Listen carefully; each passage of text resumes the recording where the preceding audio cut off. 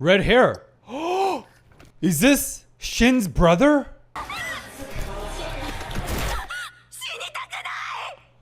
What the just like there's no rest for the dead, for these voices of the dead, for Shin, there's also no rest because he's the Reaper.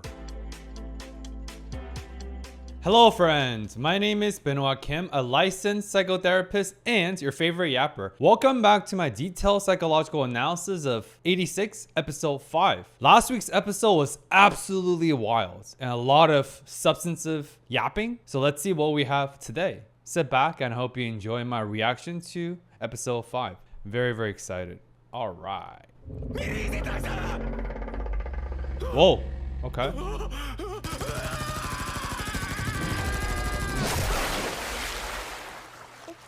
Jeez. Damn, so this is a flashback to Lena's dad, suspected Fox commander, dying, and obviously other officer personnel is getting killed by the Legion androids. So sounds like we're starting with some backstory.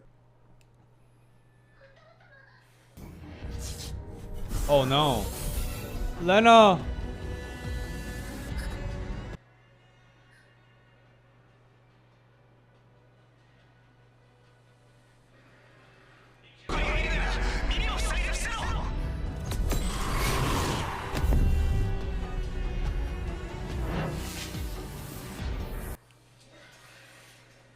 Whoa. It's 86. Who saved Lena? It can't be Shin, right? Aren't they similar age? Who is that? Red hair. Is this Shin's brother? Shin's brother saved Lena? What a full circle moment. Let me stop yapping here. Right? Red hair? It's Shin's brother. Oh.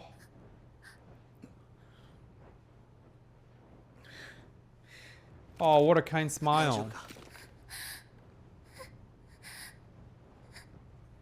Dude, Shin's, just from the proximation and proxy to Shin's brother, we can gauge and see how kind Shin is. What's the first thing Shin's brother said at rescue? Despite this potential life and death, facing one of the androids from the Legion, one of the first thing he says through his announcer, his speaker, is, if anyone is still alive, put your head down and cover your ears. Despite life and death, despite this very serious scenario, he still took his time and he still wanted to extend his consideration and thoughtfulness that, hey, cover your ears. It's going to be loud and traumatic for any survivors. And then he proceeded to annihilate the enemy. Such kindness, such thoughtfulness. And just from that, I could tell Shin is equally thoughtful and equally nice. Man, what a gentleman.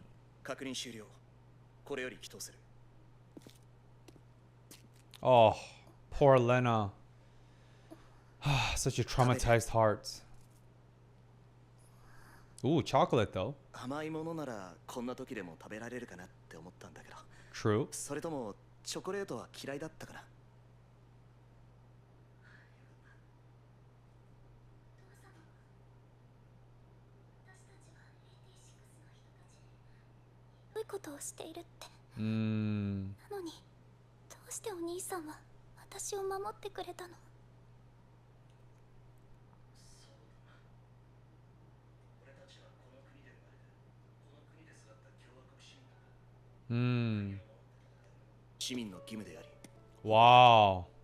Wow, that's deep. What Shin's brother said, as a citizen of the Republic, whether whatever the system is, as broken or not, it's still a citizen's duty. Again, it could be a philosophical difference, and the reason why soldiers please their allegiance and they're patriarchal, right? Oh, no, not patriarchal. What am I saying?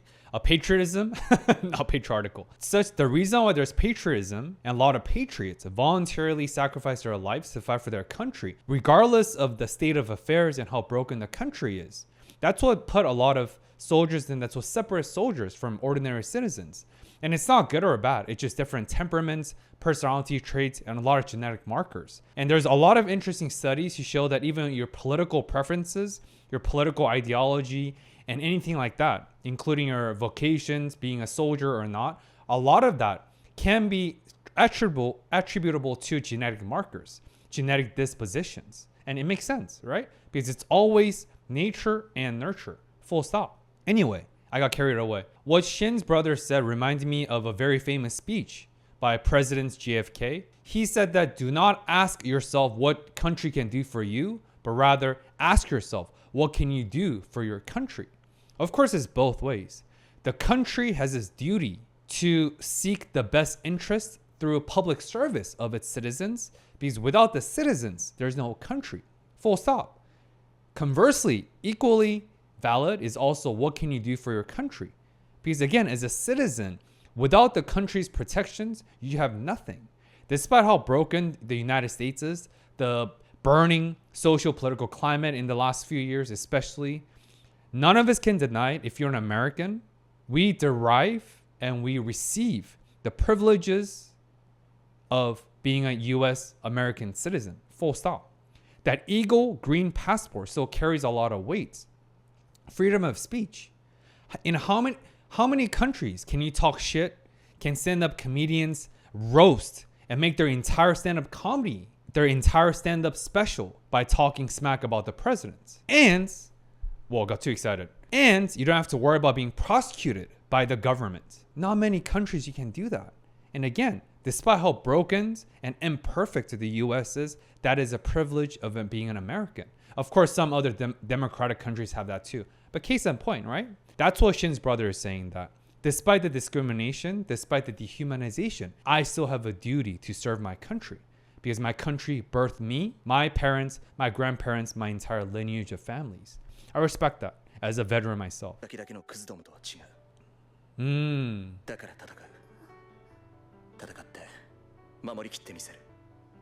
I will fight and protect this country to the end. This is a reminiscence of what Uncle Jerome, General Jerome said. Don't be a talker. Do something about it. And what is the best way to end discrimination against 86? To end the social dehumanization of 86 is by winning the war. And you can change the governing body of the country. That's what Shin's brother is saying, that I am pragmatic. I'm not all just talk. The best way to end this classism, this divide, is protecting the country, so at least we can take away the existential angst, the existential distress of having an enemy and work together. He gave away his ration to Lena.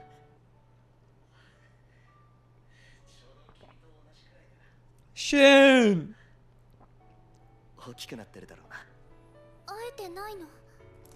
Oh. Oh, he can't go home because of his deployment.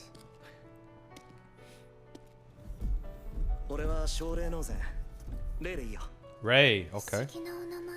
Ray.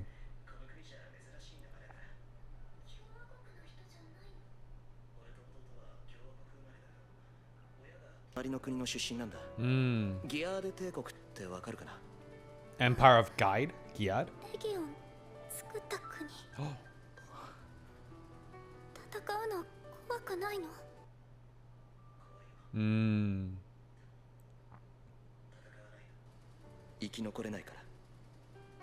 But if I don't fight, I can't survive. There's so many layers there, right? One, he's forced to survive by fighting because he's an 86. And the only way to regain his citizenship right is, I think, finishing his deployment, 130 days or however duration of his deployment is. Just like in the United States Army or Navy, whatever, but I speak from the US Army perspective as a veteran, our deployment period is usually about 10 months. But the actual deployment is 1 year. But we're actually fighting for about 10 months because there's logistical stuff, debrief, packing, getting shipped out, all that, right? So deployment usually is about 10 months in the United States Army. That's the same thing for 86. So that's why he has to fight to survive. That's level 1. But level 2, maybe if he doesn't fight, getting stuck in this dissonance, feeling useless, powerless, helpless, being dehumanized by your very own country, and you have to subjugate to that dehumanization. And can you imagine if there's nothing you can do? That level of grief and helplessness and absolute despair. Because despair does not necessarily arise from your situation, but rather the feeling that there's nothing we can do about our situation. It's the feeling of despair is about feeling lack of options, feeling helpless because there's nothing we can do. We see no viable option. We see no way out. That's where despair arises. It's not necessarily the situation or the trauma in itself. I think that's what Ray is saying. That in order for me to not feel despair, I have to do something. And the best thing I can do is by fighting. But again, the deepest layer of all that, which breaks my heart, is the only options for the 86 is fight or die. But even by fighting, they'll most likely die. Whereas the other 85 districts, the other Alba citizens, they have a third option, is to live in their lie, a facade. Live in their perpetual states of moral disengagement, definition right here. Disengaging from your moral by self-justifying that, oh, it's fine because of X, Y, and Z, right? Oh, it's fine because we're using unmanned drones. Although they deep inside, citizens and the officers in the government, they know that is a blatant lie. They are manned just by livestock, aka pigs, aka 86. Such disheartening dynamic.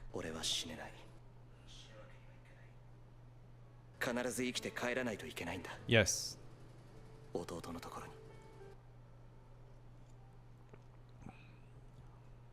Also, could it be that the Fox commander that the Spearhead was talking about is not Lena's father, but maybe it's Shin's brother, Ray? Is Ray the Fox commander? For me, I'm between Ray or Lena's father. I think only one of those two people are qualified to be the commander. Yeah. But again, I don't know if the team leader, such as Ray, could be a commander. I feel like commander has to be an officer, right? And if that's the case, it is Lena's father. Anyway, I'm just thinking out loud. But one last thing I would say is many combat veterans go through this. Only reason we can keep fighting in a hostile foreign environment is we have a purpose. We have a why. We have to cling on to that reason of why to go home, to stay alive, to survive. For Ray, that is Shin. Shin is Ray's why. His purpose to go home. Because unless he makes it back home, he will never unite with his brother. Man, this episode and this show hits me on all my feels as a veteran myself. Moonlight again. The present time. Oh man.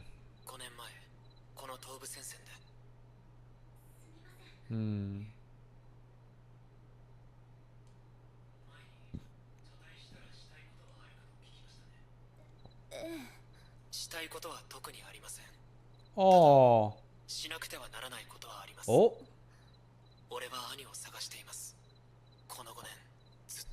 I've been searching for him in the last 5 years, but he just said Ray died 5 years ago. But okay, but so the writing of the show is amazing, right? Momentarily ago, Ray just revealed his why to reunite with Shin.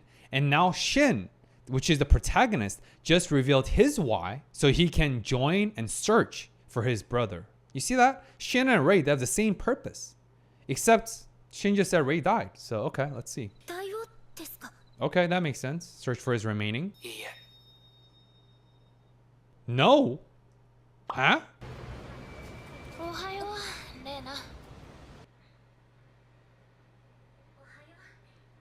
Isn't the scientist? I guess outside the scientist, or even if you're part of the R&D, research and development department, you still have to wear the officer uniform. Oh, I guess that's true, because in the US military, chaplain, which is like pastoral counselor role, but they're also officers. And medical officers who are physicians, they're also still military officers. So I'm guessing it's the same thing for these scientists. They're still considered as officers. Oh, that looks delicioso.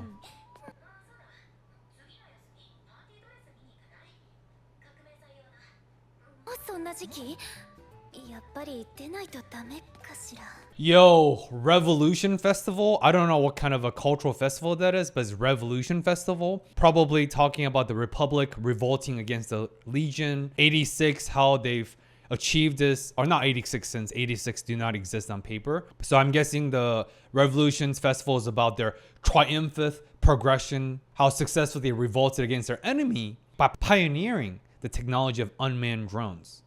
And then obviously the scientist friends asking, do you want to look for party dresses? The freaking dark irony. Again, inside this shelter, this bubble of beautiful lie, absolute facade. They're worrying about eating cake, sipping coffee, talking to friends, and going to party with party dresses. While outside of this bubble, people are dying every single day. Oh man.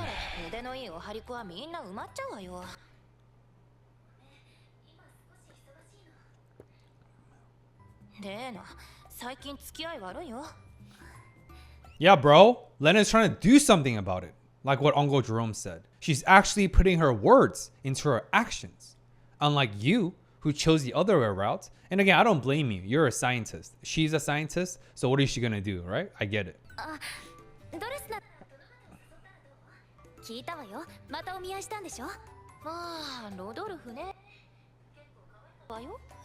How many guys is she shuffling through, dude? First guy, it was a guy with the living with a mistress, and then there's another guy, and now this is like the third guy. I think that's 3, I believe. Not a chance. Oh my gosh. What?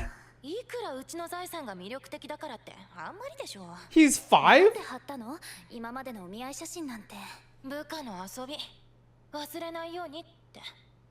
That's deep. Why did you put up the pictures? So she doesn't forget. 86, Spearhead Squadron do the same thing. They also put up all the pictures while they're drawn pictures of white pigs on their wall with the crossed out crosses, right? I wonder if Lena's gonna get inspired by that and also put up the pictures of the Spearhead Squadron.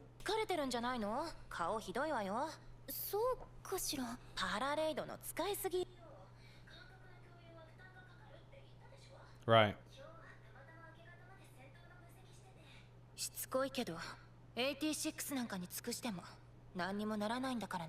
To be fair, the scientist friend is a great endearing friend to Lena. She pledges her allegiance to Lena, not the 86 nor the Republic, whereas Lena pledges her allegiance to 86 fellow human beings, continuing the legacy and the philosophy of her father. So no one is wrong in this sense, because like I said, sometimes all we can do is all we can do because of limitations. And we all have to pledge our allegiance to someone.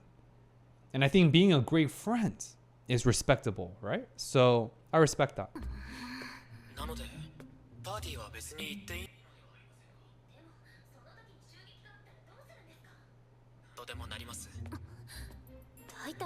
Wow, dude, their communications and the interpersonal closeness between her and Shin and Spearhead is skyrocketing. Now they're chatting and conversing during the daytime, not just at night. Ooh la la.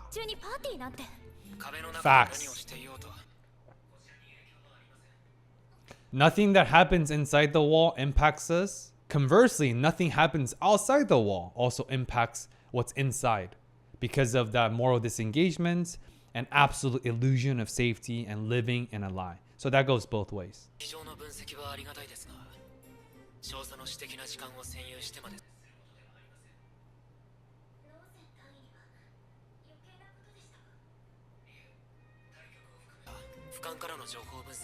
Oh, she's valued. Oh, arigato. Oh, yeah.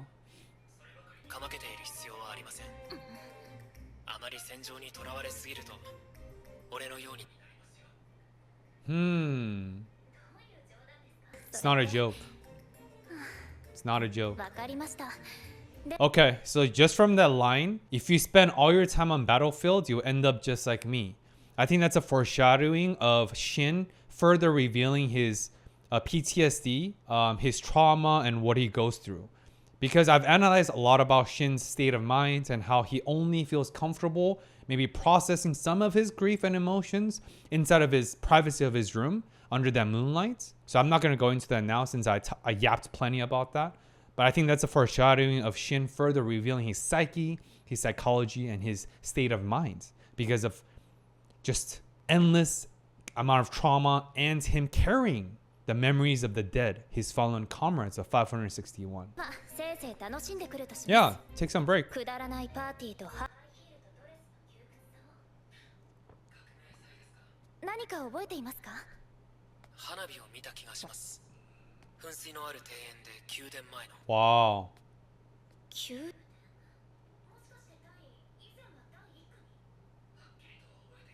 Hmm. 記憶があります。 Oh, すみ Ray. ません。また余計 Ray, なことを R.I.P. my guy. 構いません。家族についてはもう顔も声も思い出せませんから。 I can't remember the faces or voices of my family. Yet who does he remember? Shin remembers the memories and faces and names of all fallen comrades of 561, or however that amount is. What a show. なってるだろうなと懐かしがっていました。お兄様は本当に帰りたがっていましたよ。 Yes, あ yes, なたの yes. ところに。そうであればいいのですが。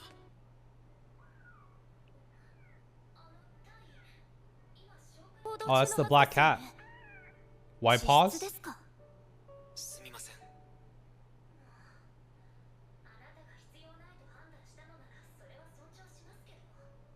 少佐は怒るかと思いました。そこまで堅物じゃありません。ここなら誰にも見えないって。 What the? あ、こら。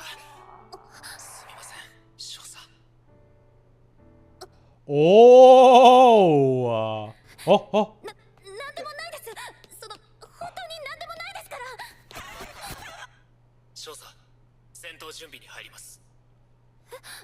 こちらでは何の警報も出ていませんが。いいえ、レギオンが来ます。 Oh. Oh, look at that. That spider on the wall, symbolizing the dooming, pending predator, aka the Legion. And again, my question is, how does the spearhead know and have this foresight of the enemies coming even before the Republic? I get it, they're the ace unit, but they haven't revealed the mechanism of how. Very curious. 確認した。いつでも行ける。第三小隊も同じく。了解。 Yokai? Exactly. 紹介には出ていなかったのに、あんなに早く。 That's what I'm saying. Oh! Why? おい。俺と同調しているのは危険です。黒し Black sheep, what's that? And why is Shin warning her to disconnect? He's never done that before, right? Okay, let's 聞 see. きたければ後です。 That's the second time he's asking. できないでしょう。同調は切りません。 Uh-oh. 忠告はしましたよ。 That's the third time. That's the third time Shin warned Lena to disconnect. Something's... What is this black sheep? Interesting. And again, underneath Shin's seemingly stoicism and very neutral expression, it lies deep, deep empathy and care, just like Rey. Exactly. He didn't just warn Lena once. He warns her 3 times. And for Shin to heed such warning, black sheeps are serious. Okay, let's see. アンダーテイカー。 Whoa, there's so many. Mommy, what the? 何？ノイズ。What is this?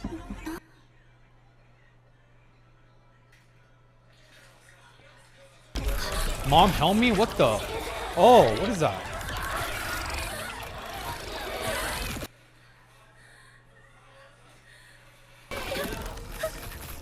Are these the voices of the dead that prompted all the handlers before Lena to kill themselves? Literal voices of the dead? Is that what black sheep is? Because black symbolizes death in many cultures. Like crows are symbolizes bad luck in at least in Eastern Asian culture, because anytime there's dead bodies, crows are circling, right? So black symbolizes death in Eastern culture. Black sheep. Voices of the dead. What the heck? How is she hearing all these?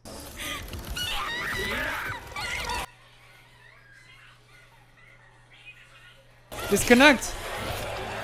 Disconnect! Oh my gosh, sounds awful. 切りますよ、少佐。死にたくない。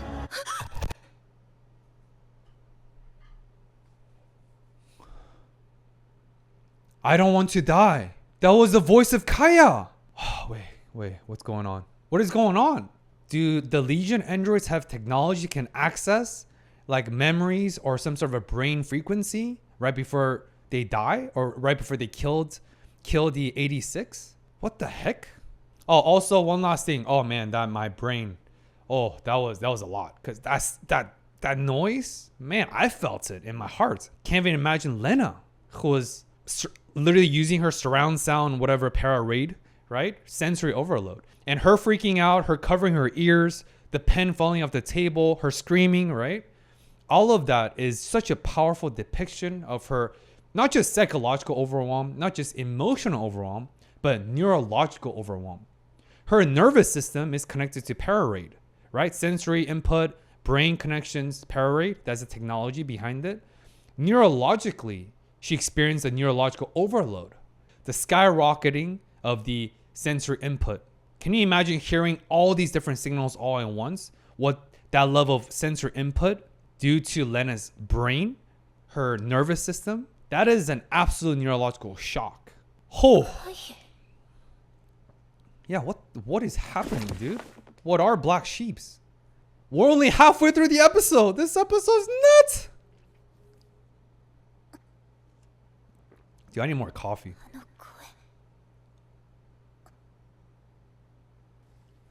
Right? Only other plausible explanation is trauma-induced hallucination. I talked about that in my Your Lie in April series.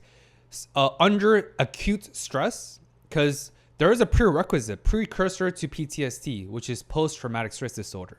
The precursor to PTSD is ASD, acute stress disorder. I'm not going to go into the DSM-5 criteria since this is not a DSM-5 video, but simply put, when you encounter a very acute stress, like an event that created acute, very high level of stress, you experience acute stress disorder. However, if your symptoms of the stress last longer than 2 weeks consistently, and then eventually it sustains for more than a month, you then qualify and eligible for PTSD, post-traumatic stress disorder. In other words, if your acute stress dissipates and goes away within a month period, whatever the event is, then you don't have PTSD because you maybe already moved through that event through social support, therapy, or whatever, right? But if that stress continues at such an acute level for more than a month, then you're now entering the territory of PTSD. With that said, trauma-induced hallucination can be incited by acute stress or even severe level of PTSD. So that is the only other plausible explanation to explain that auditory hallucination, her hearing that Kaya's voice of the dead. But clinically, that doesn't check out because trauma-induced hallucination doesn't just happen once. It's recurring based on different stimuli, different trigger, different activation. Just like with the character Kosei with Your Lie in April, again, no spoilers, he experiences trauma-induced hallucination multiple times. It's not just once. So here, it cannot just be a one-off. So again, what are these voices? What's happening? What is Black Sheep? All right, let's see. So many questions, y'all.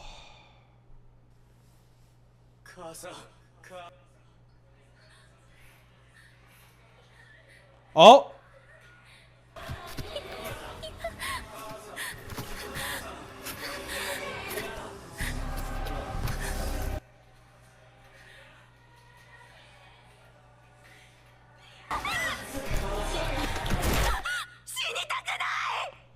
What the Y'all, as soon as I said trauma-induced hallucination, that's actually what Lena just experienced. What she just experienced inside of her room, privacy and comfort and safety of her room, without being connected and synced to Pararaid, she experienced both visual hallucination and auditory hallucination. And this is really, really rare. I've never seen anyone experience it in my clinical work, but trauma-induced tactile hallucination, the touch, sense of touch, texture, tactile. Tactile hallucination is extremely, extremely rare. It's most commonly seen for people who use like methamphetamine and very, very controlled class 1 substances. So people who use methamphetamine a lot, they could experience tactile hallucinations. But for a normal trauma-induced hallucination, tactile hallucination is rare. It does happen, but it's rare. At least I've never seen it in my own clinical work. But I know in some culture, especially very pronounced in indigenous cultures and Hispanic culture, they do a lot of grieving, honoring rituals and stuff. And many people who experience prolonged grief, they can't experience their mom, or their deceased grandma hugging them, right? So that can happen. Anyway, back here. Lena just experienced all three. Trauma-induced visual hallucination, auditory hallucination, and tactile hallucination, which symbolizes and represents the utmost, highest acute level of distress that she went through her neurological shock from hearing those voices for the first time earlier in the control room. So now she's living through the consequences, the whiplash, so to speak, through that. And this is what Shin warns her against, because I'm sure Shin's seen this. What happens to the handlers before her who ended up eventually killing themselves because of this neurological shock. Wow, this show is getting more and more intense. It's absolutely bonkers, dude. Oh, poor Lena, dude. That's a lot. That is a lot.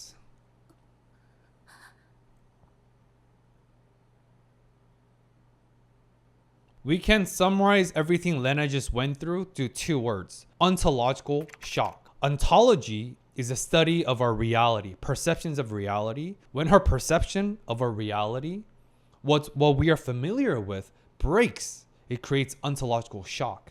And ontological shock is a core mechanism behind all PTSD. Why do we have PTSD? Because what we thought the reality is about, it's safe, comfortable, we're familiar with, has been shocked, shattered. Our illusion of safety has been shattered to pieces. And we struggle to reconcile with the shattered reality, with the normacy of what we thought reality once were. That's ontological shock. Shock on our ontology. That's what Lena just experienced. Ontological shock to the highest degree. Man, y'all. Oh. Episode 5 is called I'm With You. Who is with you? Who is with Lena? Who is with Shin? All the voices of the dead? I'm with you? Interesting. So many possibilities. No, it's from Shin's perspective. Oh my goodness.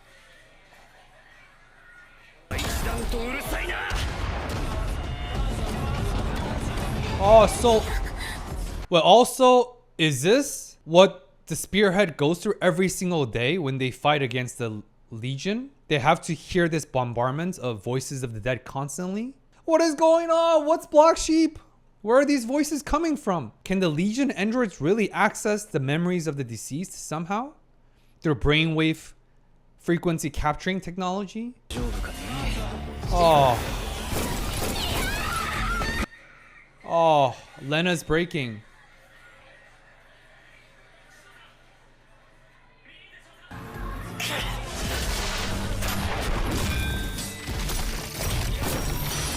Oh my gosh, peak action scenes. What the? Oh my gosh. Whoa. There's Kaya.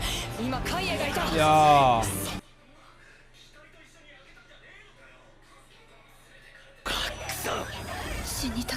Hold on. Didn't she torch her body with the Juggernaut? Wait. Remember Kujo? I think that was his name. The first Spearhead soldier that died in the very beginning of the series. Remember he said, do not forget. And I share my analysis, right? Do not forget about the humanity. Don't forget to carry my memory. Do not forget to carry my physical memorabilia, the remaining of the existence of my proof back home after the war is over. Maybe there's a freaking fourth layer. Do not forget to destroy my body and torch it. So somehow the Legion androids cannot take my body, and by doing that somehow access the memories of them and their consciousness. What the? Right? Because all the spirits they know this is happening. They know what the Black Sheeps are. And they're literally conversing among each other saying that, didn't you torch her body? But damn, they must have taken her. Taking Kaya's dead body to where? And what are they doing with these dead bodies of 86? Accessing their memories? part of their strategizing, right? Art of War by Sun Tzu. Know thy enemy. Know your enemy. But also, I think one of the reasons why Shin asked Lena to disconnect from Para Raid, because he knew she will 100% experience that distress out of empathy, which is what I said. But now here's a deeper level. Strategically, and with this combat, life or death, having your handler screaming your heads out and your ears out while you're fighting, whatever, 5 versus 400. This is like Spartan. This is literally Spartan, 1 versus 300. It's so distracting. That could cause needless casualties and even fatalities of Spearhead. I think that's also why they asked her to disconnect, for their own safety. All right, y'all. As you guys know, when I get excited, I talk really fast. So hopefully I was able to articulate well, but this show is crazy.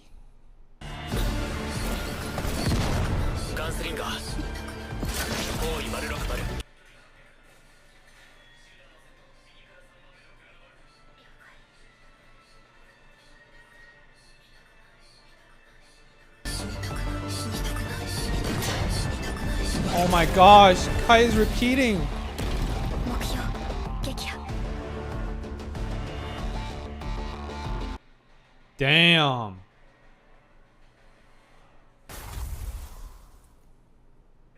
ありがとう。やっぱり今日のは全員決まってたな。 Oh, 弔い合戦か。嫌だね。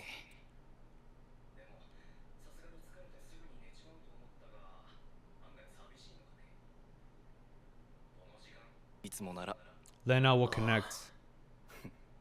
She is. あの声を聞いた後、繋いできたハンドラーはいねえ。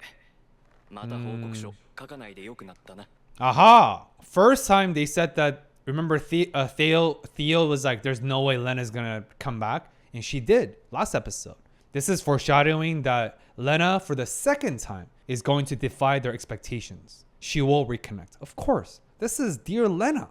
She's resilient despite the absolute brutal, horrific, neurological, ontological shock she endured. Man, she's a survivor. She's a fighter, just like all 86. Not to the same degree, obviously. 少佐、 She's back. Yup. 大したもんだ。 Yup. Mad respect. 今日は取り乱してしまい いえ、 That's deep. Who's the first time and what's the first occasion we saw someone losing their control? Theo, because of Kaya's death.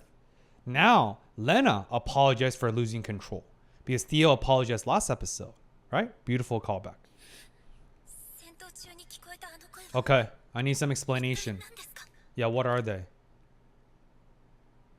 昔死に損なったことがありまして。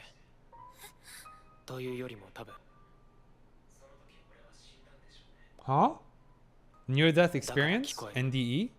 俺と同じ死んだくせに消えられないあの亡霊の声が Ghosts? Right. 帝国の滅亡とともに存在意義をなくした亡国の軍勢なのですから。つまり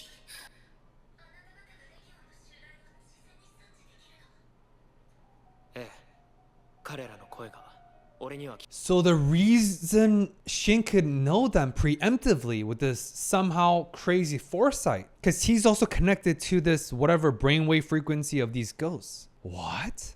I didn't know there was gonna be paranormal activities in this show with ghosts. 近づいてくればいつでも寝ていた Wow. としてもわかります。 待ってくださ Wow. い That brings another layer to Shin's meaning, or Shin's name's meaning of Shin's name. The Reaper. Reapers are gods of death. And what do Reapers do? They can communicate with the dead. With the dead. Wow. He can literally hear the voices of the dead. But even in his sleep, all the time, that level of chronic trauma exposure for Shin is unimaginable, unspeakable. It is absolutely brutal. His psyche, he gets no rest. Speaking of sensory overload, that's Shin. Shin 100% constitutes a CPTSD, complex PTSD. Not just one traumatic, post-traumatic disorder, but multiple with this complex interplay. That there's so many layers of PTSD for Shin Think about what it does to your psyche. With constant auditory input of hearing voices of the dead all day, every day, constantly, this is almost similar to the presentations of people who struggle with schizophrenia. Because schizophrenia means you are constantly struggling and suffering from constant auditory hallucinations and visual hallucinations. Of course, Shin does not have schizophrenia, which is a severe, severe mental illness, but rather it's his complex PTSD, constant auditory input overload. And I think one last thing, man, there's so many, my brain, there's so many things. Just like there's no rest for the dead, for these voices of the dead, for Shin, there's also no rest because he's the Reaper. 今も聞こえているのですか戦闘中だけでなく常に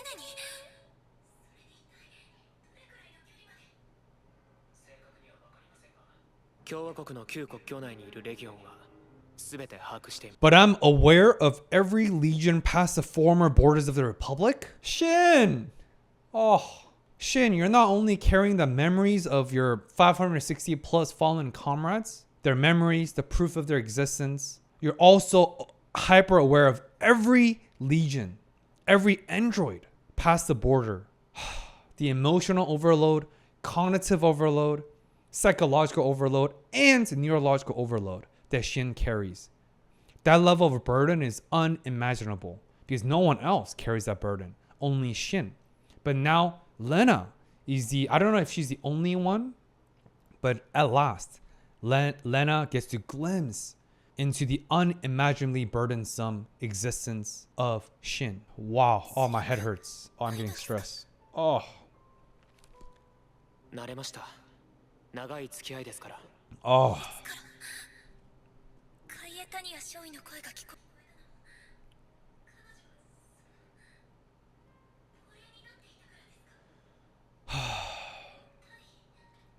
Yes. この戦争はあと2年ほどで終わると共和国政府はそう予測していますね。どうしてそれをセオが九段の隊長から聞いていたので。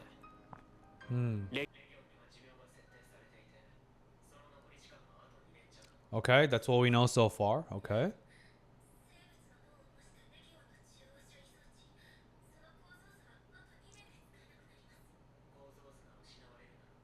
その前に別の構造図で代替すればいい。彼らの住む戦場にいくらでもある材料で。 What? 人間の脳です。 What the fuck? Ah. Speaking of human brains, my brains hurt. So these voices of the dead are not actual ghosts, but Legion somehow could salvage the remainings of dead 86 soldiers on the battlefield and somehow extract their brains and gain access to those memories and consciousness, but also ultimately use their literal brains to supply their power source with their central processing units, even if the brain they first modeled will expire in 2 years. But now they won't expire in 2 years because they have unlimited amount of brains and human body remainings in the battlefield. And that's why Spearhead is very purposefully torching all the dead bodies, because dead bodies of the 86 is literal fuel for the Legion to keep fighting. Guys, the existential and the moral implications of this reveal is unbelievable. Because to us humans, what is death?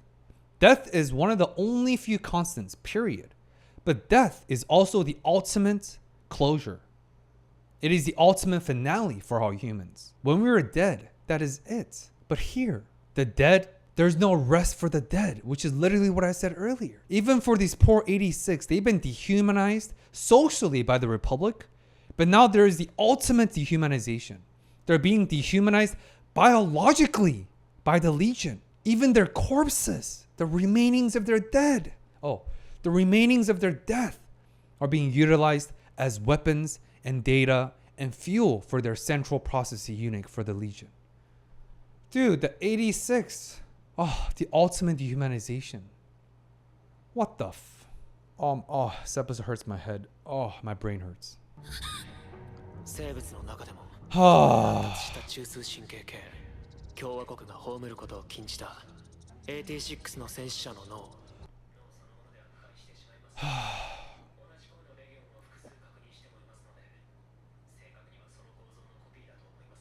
copy of the brain. 多分カイエもまだどこかにいます。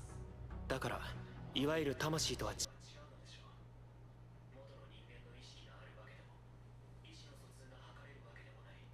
ただ死の瞬間の思考をコピーされただけの存在の残滓。 It's just a fading echo. Oh.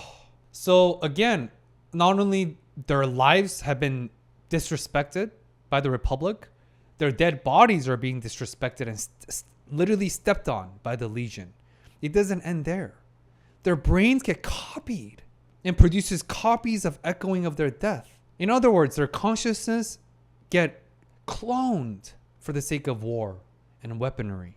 Dude. レギオンに住み着いた亡霊です。 Black sheep. はい。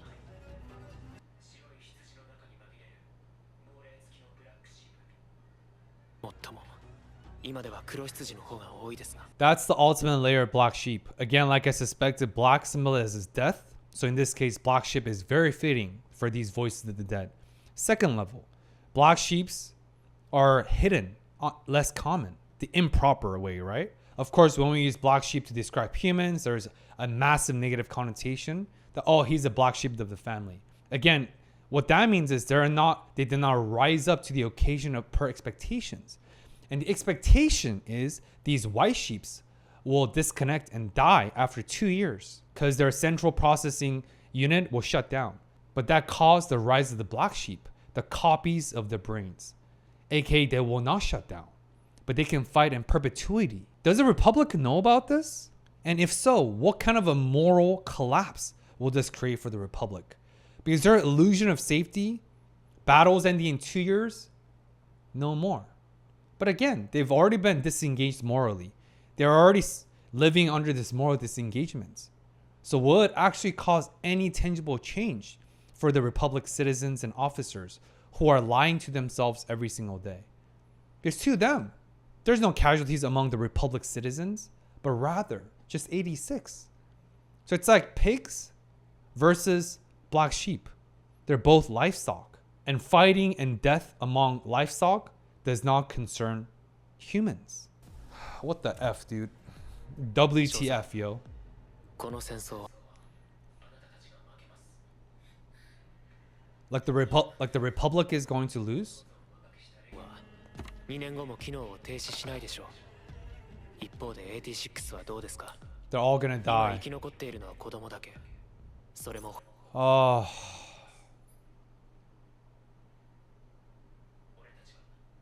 絶滅するでしょう。 Oh, fuck. その時あなたたちアルバは戦えますか？兵役も戦費の負担も自分以外の誰かに押し付けることを覚えてしまったあなたたちが。 That is the core existential question. What will the Republic do? What will you guys do when all of us die? Yeah, that's right. This is a lopsided game. It's disproportional. 86 never stood a chance because they're finite, but the copies of the legions are infinite.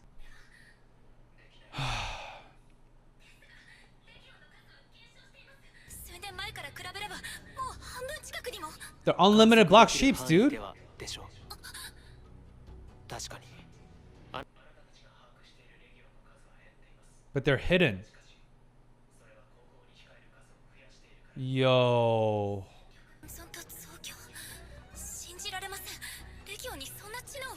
ないはずだった。それがもう一つの敗因です。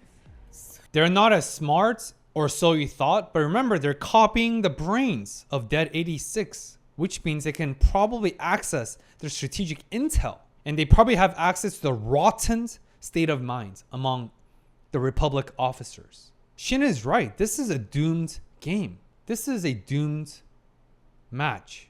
Has the ending already been pre-written in this show? What the heck? レギオンが手に入れる戦死者の頭部は少なからず損傷しています。それでも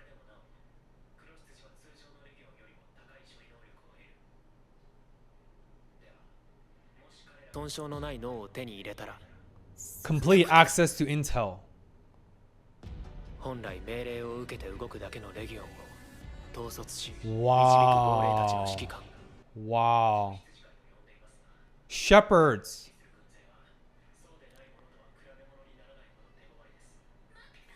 家庭ではなくすでに実在しているのですか？ What the f-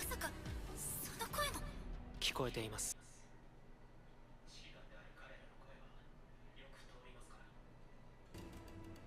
そう、この第一線区の奥にも一機います。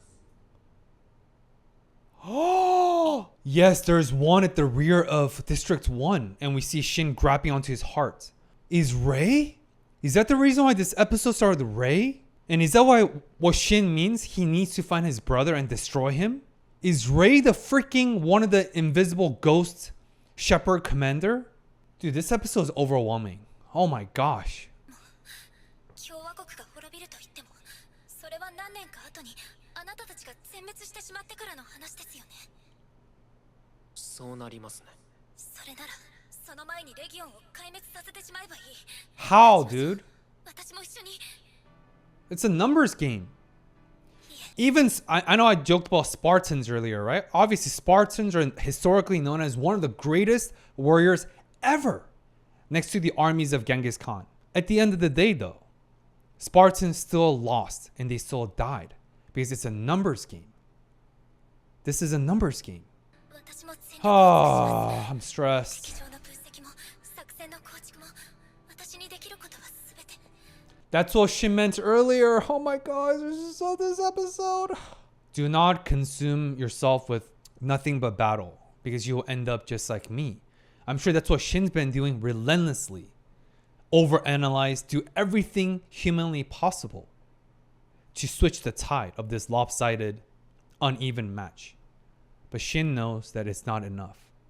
Neither will Lena. What is Lena gonna do by herself? F me, dude.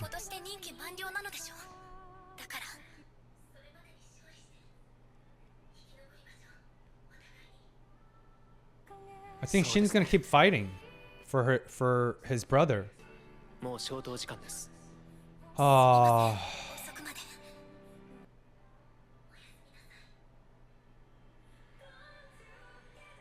Alright guys, I just need a moment to myself and collect my thoughts before watching the closing sequence.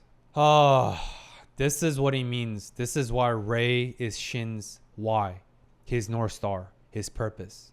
Shin needs to eradicate the copied consciousness of Rei because that is his brother. And that's why the episode started with Rei's purpose of why. Shin. Full circle moments. Speaking of Moon, what an unexpected plot twist in this episode. Absolute mind-boggling.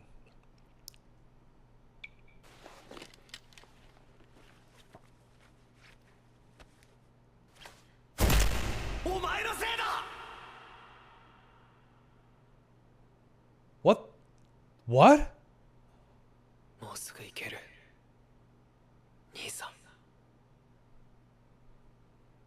What happened? And obviously Shin saying that I'll be there with you soon. Soon. Dude, Shin checks so many diagnoses. Complex PTSD. There's also another one called persistent depressive disorder, PDD. Persistent depressive disorder.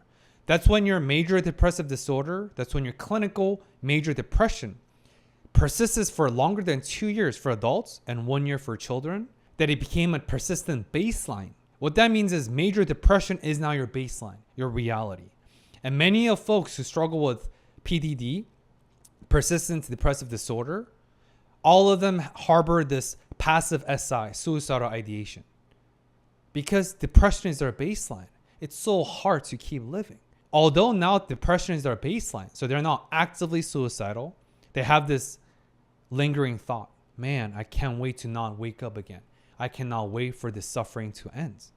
That's what Shin is demonstrating here. Soon, brother, I will be there with you soon.